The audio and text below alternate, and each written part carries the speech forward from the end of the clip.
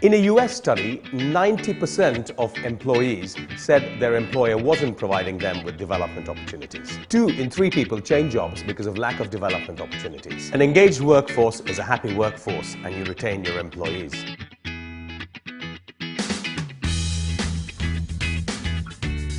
Hey, thanks for joining. I'm Douglas Harding, and today we're going to talk about peer coaching. Kris Sasitharan is an expert in HR and also in peer coaching. He's going to answer some questions we have and hopefully help you if you have some questions as well. Kris, apparently peer coaching has been around for a little while, but it seems to be gaining more popularity these days. Why is that? Well, I think it's because more and more as organizations grow these days, they want to be learning, they want to be innovating, they want a creative workforce. And peer coaching is a fantastic way of enabling employees to collaborate with one another, learn from one another, because there's so much intelligence and experience in the workforce. And typically, if you don't talk to each other, it gets lost. And so I think that's why I think peer coaching is becoming more of a, I wouldn't say a fashion, but it's certainly picking up as a cost-effective, but highly beneficial sort of learning tool within organizations. So why don't we actually find out, for the people who don't know, what is peer coaching? We've all heard about mentorship, where you've got sort of an upper level management or a C-suite level person talking to someone in middle or lower management or even entry level positions, sort of sharing their knowledge, getting them up to speed. How does peer coaching differ compared to something like mentorship? Peer coaching has been known in different shapes or forms for years. But I think at the basic level, it's a personal connection. It's been known as friendship. It's effectively friendship.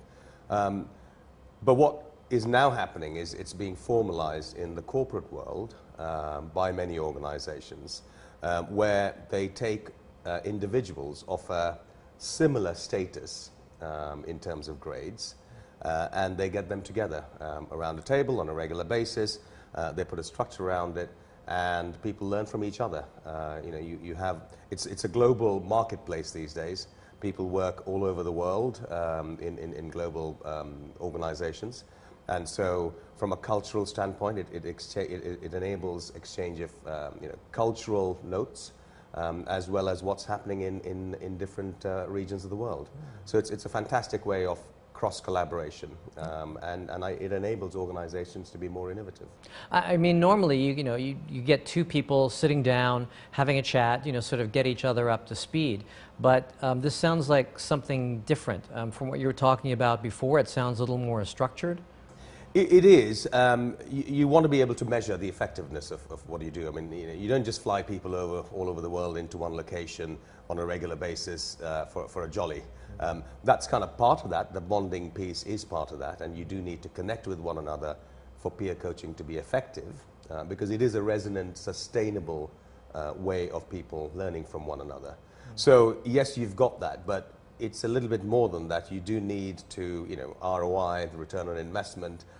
Organizations spending money on this, they want to know what they're getting out of it. So it's not just a get together in a retreat, once or twice a year. It's a little bit more than that. You can put a structure around it. You can put some loose rules and regulations and a framework around how it works, the frequency of feedback. One of the key things for the success of peer coaching is feedback. Being able to give and receive feedback. That's a skill. It's a skill that's learned by, over the years as you kind of hone the skill by practicing more and more. Without effective feedback, giving and receiving, peer coaching will be ineffective. So there are a lot of sort of, the skeleton or the framework that you put together when you put a peer coaching program. You do have to, it's quite a well thought through process. It just doesn't happen. So is this really just for upper level management? Is it like CEO to CEO or C-suite to C-suite, middle management to middle management, maybe new employees to employees who have been around for a couple of years? How does it sort of work? How do you sort of match up people? It can be at any level. So you can have the C-suite who kind of coach themselves and learn from each other. You can have the layer down. The important thing is that it's kind of a amongst peers, so people of a similar-ish status within the organization, because you want to learn from one another. It's not an employee subordinate, it's not a manager-subordinate relationship. It's more around equals, and people being open to learning from one another, from their mistakes, from their successes, and that's how they exchange their views. What would be some of the things that, say, a CEO to a CEO would talk about? I mean, they if they're friends, or if they, a lot of CEOs know a lot of other CEOs in other companies, they meet or they network and they chat about certain things. So what are some of the things that a structured system like peer coaching would bring out in the conversation?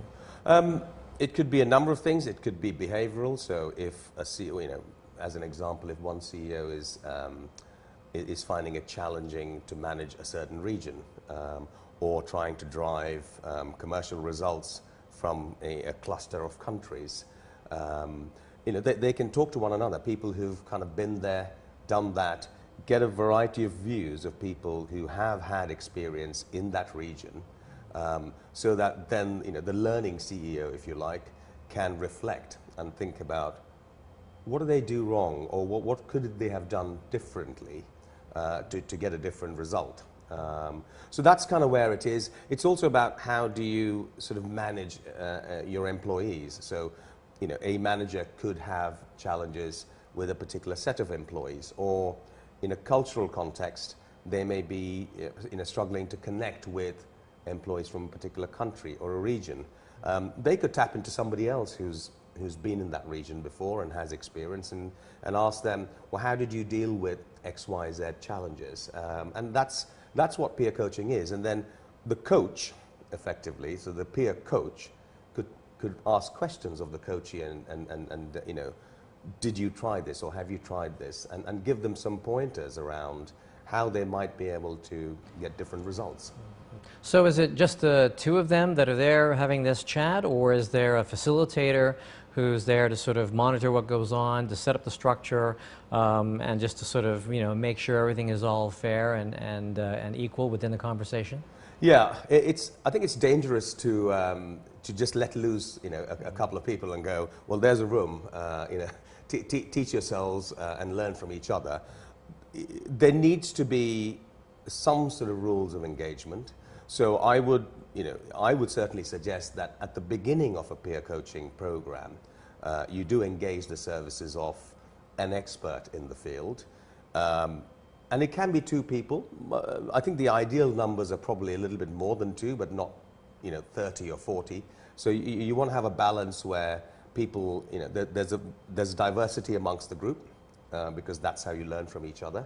But you do set a framework. It's not something that happens on its own. So there's more than just two or three people. You've actually got a bunch of people in a room chatting and reacting. It is. For it to be effective, I think you want 5 or 6 or 10 for it as an optimal sort of number of people with different sets of experiences, perhaps from different parts of the business, who come and exchange views. The other key part is with the facilitator. One of the key things, I think, which I've just mentioned before, is this feedback piece.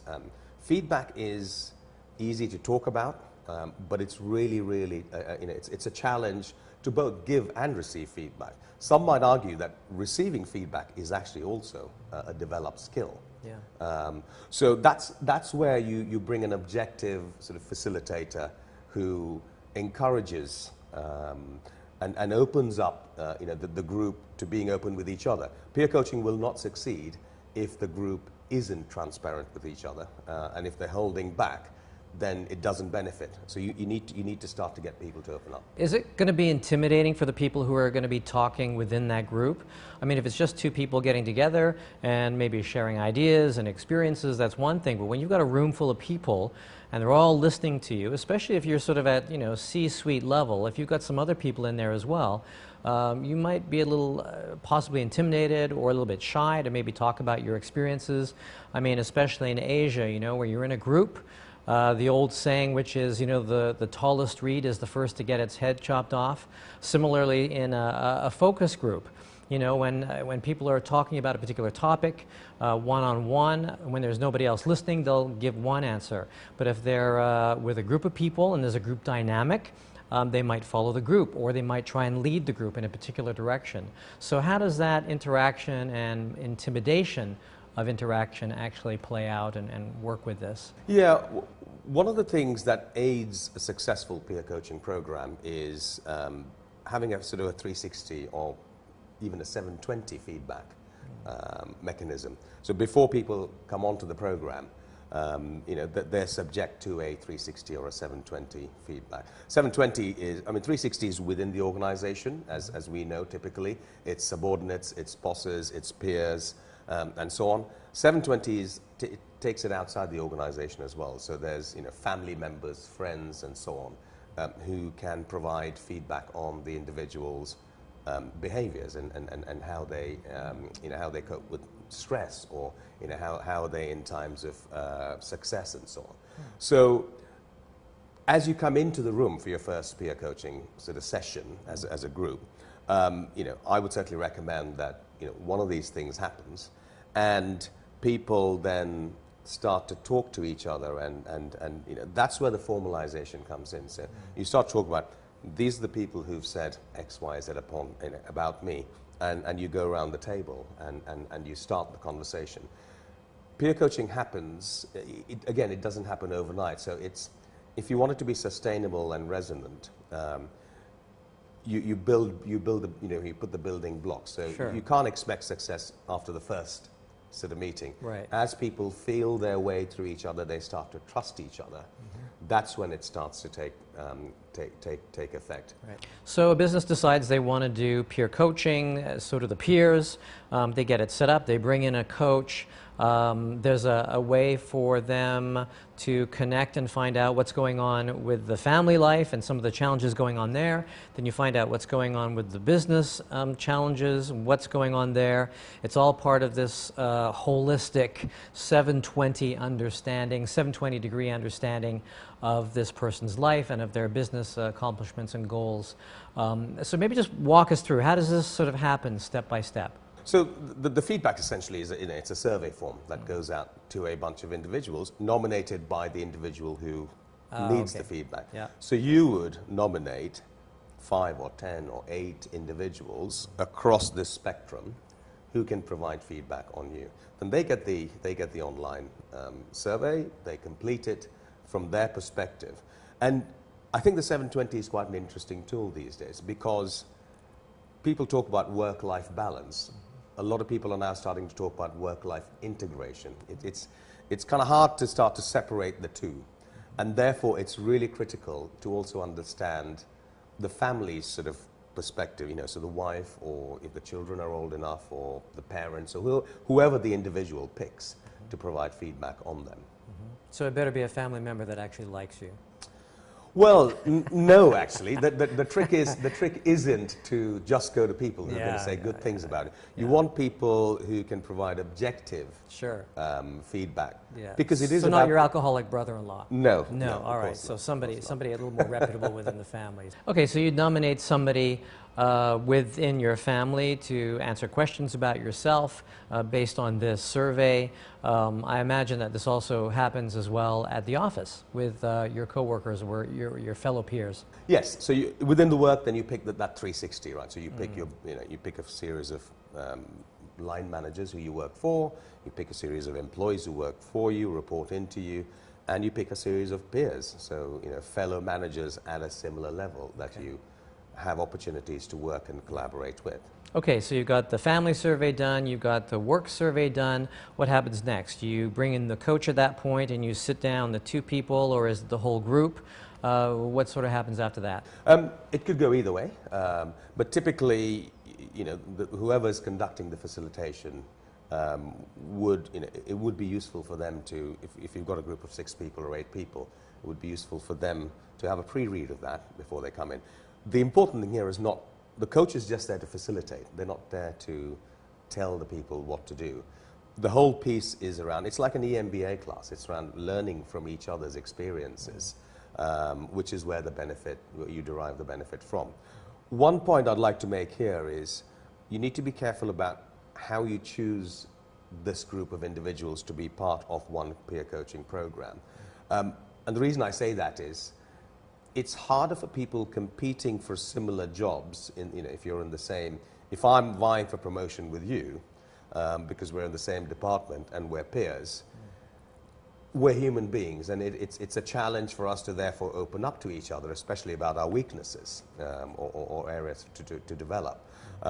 So when you are putting this group together as an organization, the HR department typically would do that. Make sure that you don't have people who are necessarily competing or vying for similar sort of promotions. Okay, yep, that makes sense. Yeah, okay. So then is it actually the company that decides they want to do peer coaching for benefits that they want derived from it, or is it actually coming from the people who are interested and want to grow themselves? Where does this initiative come from? Who's actually starting this? I think typically it's toned from the top, right? So it's the management of the organization, the people who run the firm, who perhaps first start to think about, how do we develop an organization where people learn from each other, where innovation doesn't suffer. Clearly, they want to do it for a commercial benefit. Would this be for just large MNCs, smaller MNCs, large SMEs, small SMEs, startups? I mean, is there a particular size of a company that you need in order for this to work properly, to get the benefits from? MNCs for sure, and there are lots of MNCs who are running this, including an ex-employer of mine.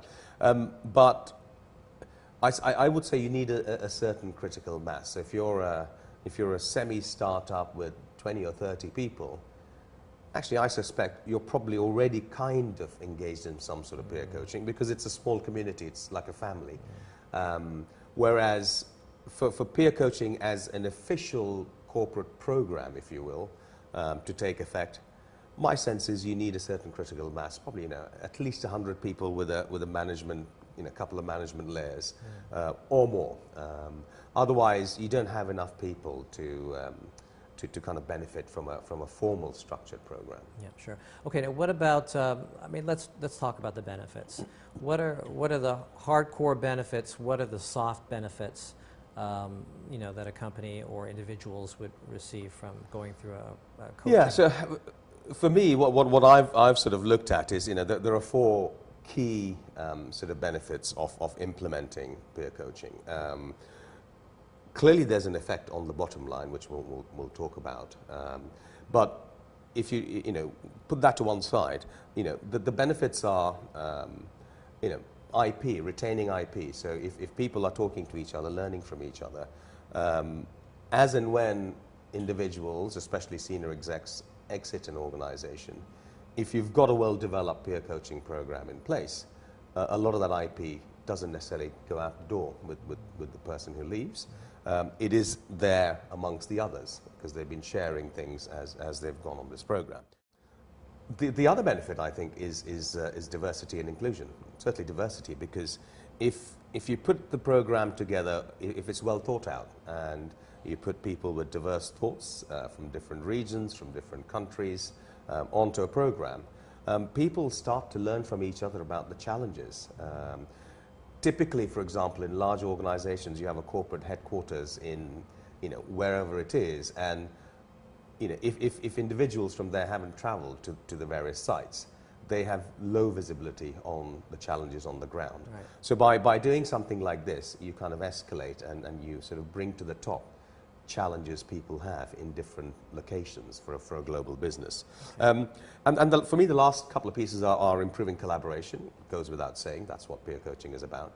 And also innovation, because if you are exchanging views, you tend to sort of learn from each other's mistakes and successes, and that helps sort of drive innovation as far as I'm concerned, because you are thinking as a group, not as an individual. And what's the saying? The sum is greater than the some of its parts. Some of its parts. Something like that. I can never remember that one. Exactly. Yeah, but exactly. I've heard of it. Yeah, I know. I'm familiar with it. So, okay. So, and actually, it seems like this time that we're in, where everyone is focused on wellness, on holistic, living, work-life balance. Do you think the reason why peer coaching is starting to get more popular is simply because of the times that we're in? We're wanting to sort of connect more with ourselves. I mean, the whole AI thing that's happening where jobs are going to be lost, slight bit of dehumanization possibly. Are people sort of wanting to connect more with themselves and understand more about themselves so they continue to have success going forward? I think it is. You hear a lot more about things like authenticity these days, diversity. So many things that are kind of coming to the fore in businesses. Typically, no business is an isolated business these days. You may be based in Singapore or the US or Europe or whatever, but you are in a global marketplace. You do somehow have interactions with companies, suppliers, vendors, customers in different parts of the world. So I think it's critical that with something like that, people open up their ways of thinking and broaden their horizons. And peer coaching is a wonderful and effective way of doing that. Okay. So once a company has gone through the process themselves, the people have gone through it, they understand about the survey forms both for home and also for work. Is it necessary to have a coach on an ongoing basis for all of eternity, or can they start doing this on their own after a while?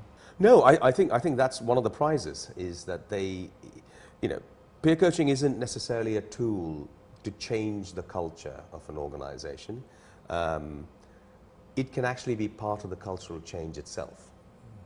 And that's where I think it's interesting you asked me that question, because if the top layers, however you define the top layers, go through the program and then they start to utilize their learnings amongst the people who work under them.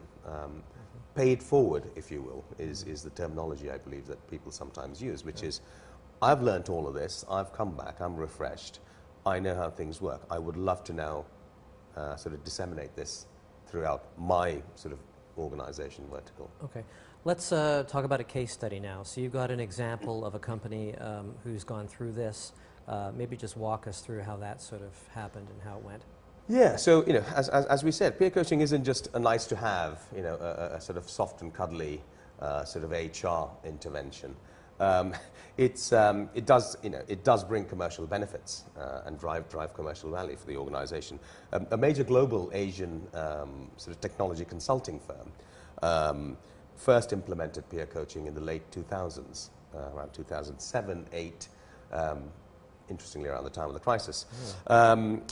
And here's the prize. They found that in the subsequent 9 or 10 years, so from 07, 08 till 2017, they found that as participation levels increased in their peer coaching program, it started to affect profitability in the positive. So for more or less similar levels of sales volume, so sales didn't necessarily increase exponentially, but for a more or less similar level of sales volume, their profitability rose by well over 30% in that sort of 9-10 year period. Yeah. So, and they tested this out. They ran the surveys internally. They did the analysis, and this is what they found, that there is an impact on the bottom line. 30% is a lot. I would not have expected that much, actually. Another example is many years ago, so a couple of decades ago. So this was with what used to be Coopers and is now PwC, right, in the sort of late 80s. Something that started off, sort of, on the fly. In those days, the big 4 accounting or big 5 accounting firms, or however many there were in those days, they had very low levels of female partners. So what some of the female partners decided to do, and this was in the Bay Area in San Francisco, decided to get together to kind of learn from each other and each other's challenges. As you can imagine, it creates a unit because they're in the kind of minority and they're probably facing similar challenges. And that sort of ballooned into such a successful program. They used to meet regularly for dinners, exchange war stories and stuff. that it made the headlines in one of the Business Week editions in the early 90s. So, you know, the proof of the pudding is, and especially in this day and age when diversity and inclusion is such a big thing, you know, one of the benefits of peer coaching can also be, well, if as an organization we're suffering from lack of, maybe we can use peer coaching as a medium.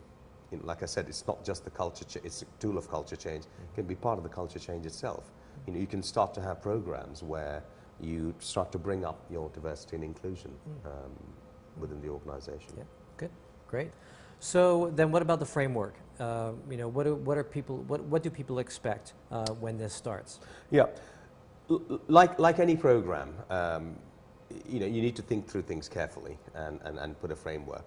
Not to be too strict or rigid in how it works, because one of the beauties about peer coaching is you need to also let it flourish and take its own way. But not just sort of do it on the fly. You know, if you put some sort of parameters around how it works. So, you know, some of the sort of basic steps, you know, 4 or 5 steps, things to think about are setting expectations. So if you're going to start a peer coaching program in your organization, think through what are the outcomes you want to get out of this. What are the roles and responsibilities? Who does what? What's the scope of this? You know, are there no-go areas or out of scope? You know, the other piece is around educating peer coaches on their role. So again, I think I mentioned to you, on a one-on-one basis, let them understand what's expected of them as a peer coach when they're coaching each other. Almost like a teach the teacher type thing. It is, yeah. It is. When you're doing that, that's when the feedback piece comes in. So let's ensure that everyone's qualified to give and receive feedback. They may know how to do it. It's always useful to do a refresher.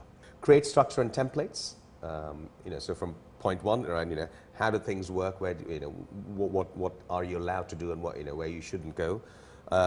Set a frequency for coaching sessions. So again, don't dictate you must do this every month or every week or every 2 months, but give people a guidelines around the frequency levels.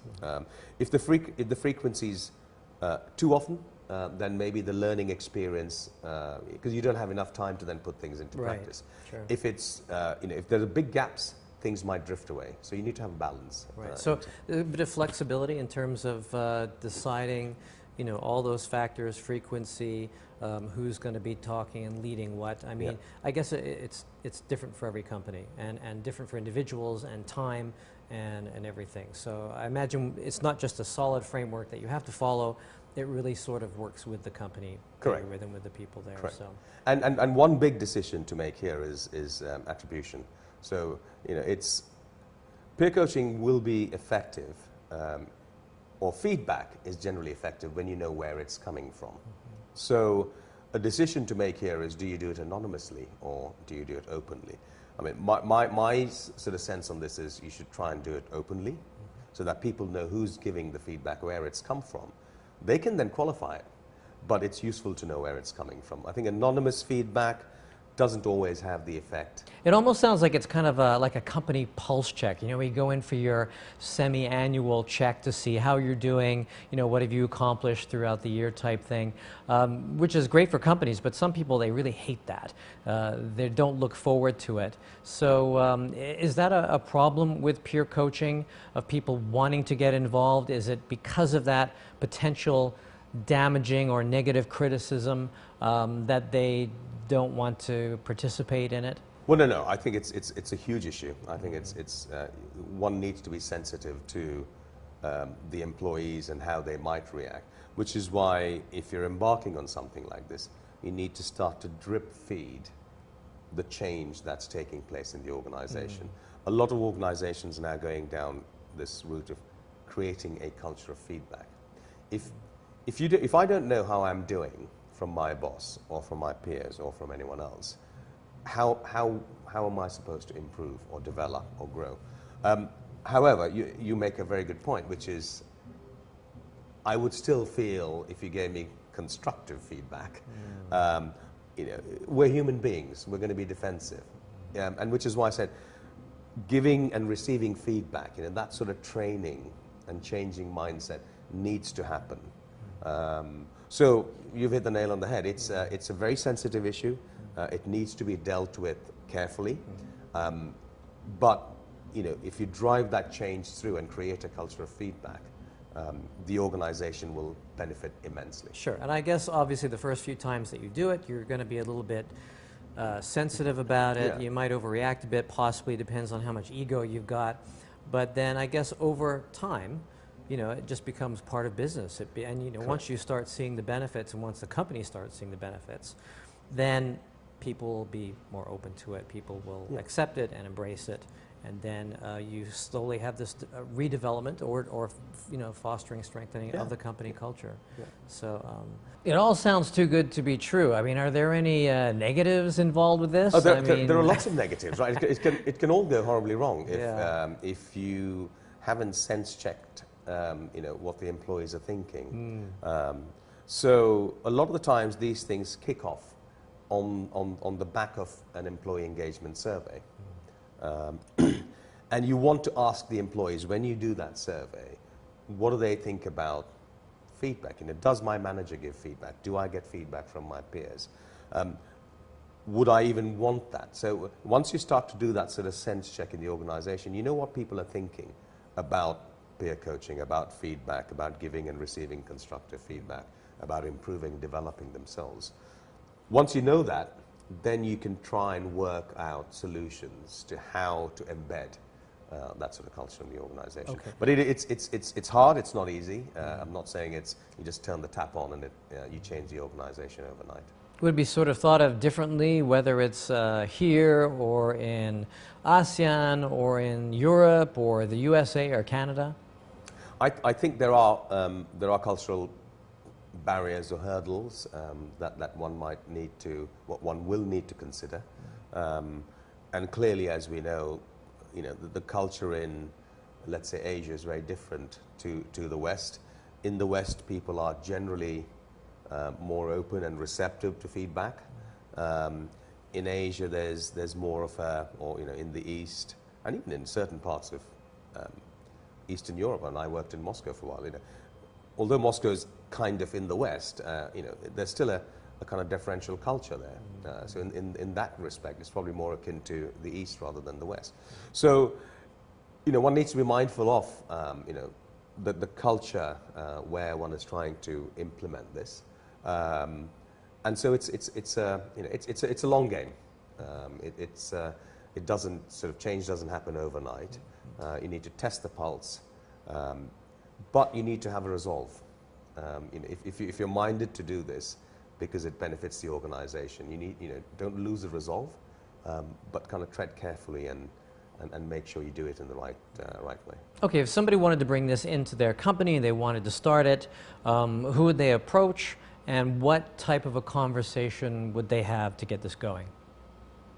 Start with your, depending on if you're big enough and you have a sizable or a strategic HR sort of team and somebody who heads up HR, and that's kind of where it starts, because it's a culture change thing. And although HR doesn't necessarily own culture change, they're a big driver of helping that happen, working with the CEO and with the management. So start with your internal HR head, whoever that is, but also then make sure that you bring in somebody from the outside who comes in with an objective sort of view on how to implement this and give you the sort of right guidance around how to go about it. Great. Excellent. Thanks so much, Kris. Thanks for all the answers. Now we know about peer coaching. Kris, give us your pitch. Hi, I'm Kris Sasitharan. After nearly 20 years in human resources and talent roles across Asia, Africa, Europe and the Middle East, I set up Ren Advisory in January 2019. Ren Advisory provides solutions to human talent challenges, especially to startups and SMEs that are growing across Asia.